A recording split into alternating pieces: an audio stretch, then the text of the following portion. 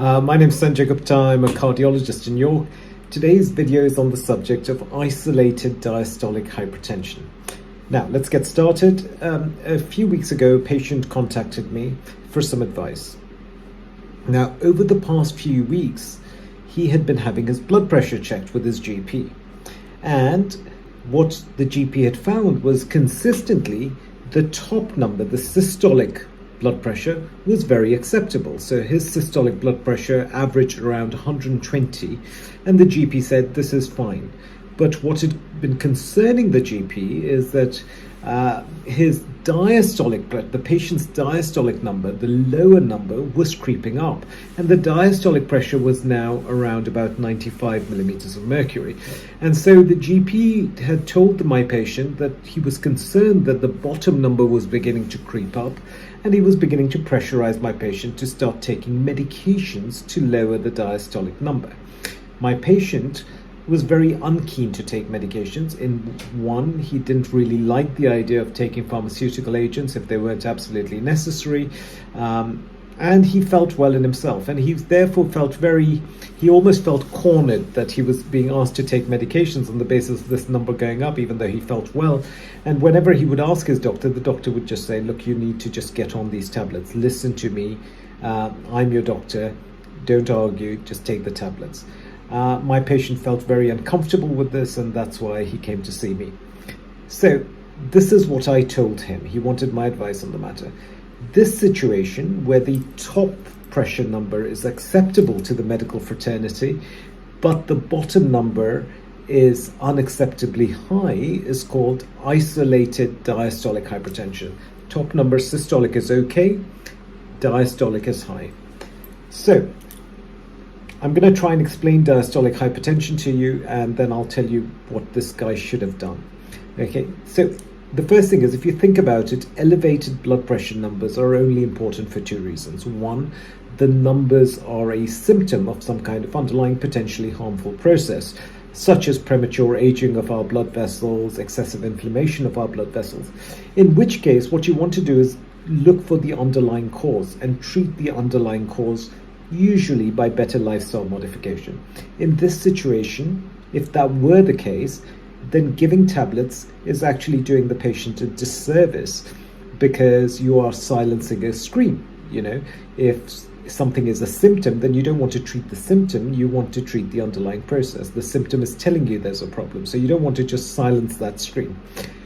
But there is another possibility that the numbers could in themselves be doing the patient some kind of harm by being high, in which case it makes complete sense to want to lower the numbers. So if the numbers themselves are harming the patient, then you do want to lower the numbers as aggressively as possible, either with lifestyle changes or with medication. But you see, by wanting to give my patient medications, that doctor had already decided that in this situation, the number itself was going to be doing the patient harm. And this is the only reason they would want to reduce it. They would want to reduce it because they were feeling that the diastolic number, by going high, was going to cause the patient some kind of harm. Now let's think of how blood pressure numbers cause harm. Imagine blowing air into a balloon. If the pressure in the balloon is too high, then the balloon will burst. If the pressure in our blood vessels is too high, then our blood vessels will get damaged. But if the doctor is saying that the top number is acceptable, then what they're saying is that I don't think your top number is going to be causing you harm. Well, in that case, then it would not make any sense for the lower number, the diastolic, which is always less than the systolic, creeping up a little bit. It would not make sense that that number would now start causing the patient harm. What I'm trying to say is that if your balloon is not going to burst when it has a pressure of 120, the systolic pressure in it, then why do we expect it to burst when it's only got a pressure of 95 in it? And this is why there is absolutely no sense in treating isolated diastolic hypertension with pills, because the lower number doesn't actually cause you harm. The lower number is a symptom. It tells you about what is going on in your blood vessels.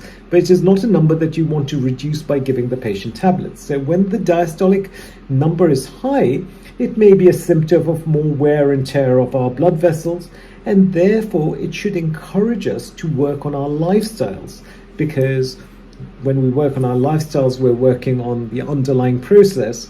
But isolated diastolic hypertension itself does not cause damage and therefore does not need treatment with tablets. In most studies that have looked at this, when you try and aggressively lower diastolic numbers, actually you end up causing more side effects and possible harm rather than good. To my patient was, look, your diastolic pressure is telling you that your body's unhappy. You need to work on your lifestyle, but you definitely don't need tablets to lower your diastolic number. So I hope you found this useful, and I would love to hear your comments. All the best.